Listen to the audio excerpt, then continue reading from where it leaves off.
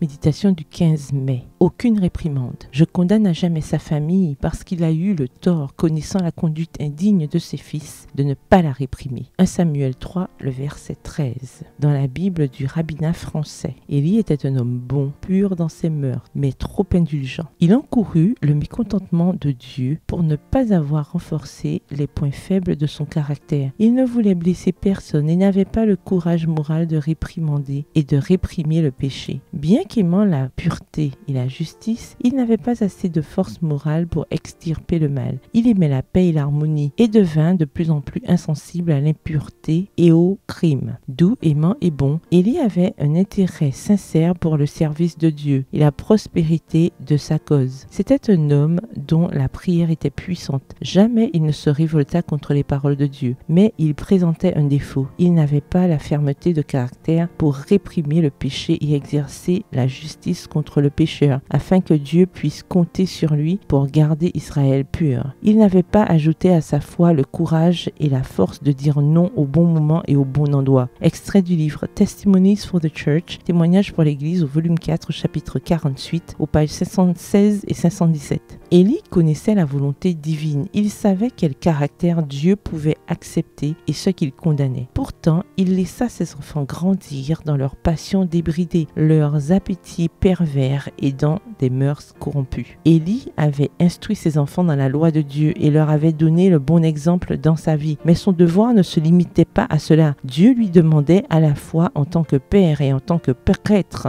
Dieu lui demandait à la fois en tant que père et en tant que prêtre de les empêcher de suivre leur volonté perverse, ce qu'il n'a pas réussi à faire. Citation tirée du livre The SDA Bible Commentary, commentaire biblique adventiste, au volume 2, chapitre 1 Samuel 2 à la page 1009. Ceux qui n'ont pas le courage de condamner le mal, qui sont trop indolents ou trop indifférents pour purifier leur famille ou l'Église de Dieu, sont responsables des conséquences de leur insouciance. Les mots que nous pourrions réprimer par notre autorité paternelle ou pastorale nous sont imputables au même degré que si nous en étions les auteurs. Citation tirée du livre Patriarches et Prophètes, au chapitre 56 à la page 562. Bonne soirée et que l'Éternel vous bénisse.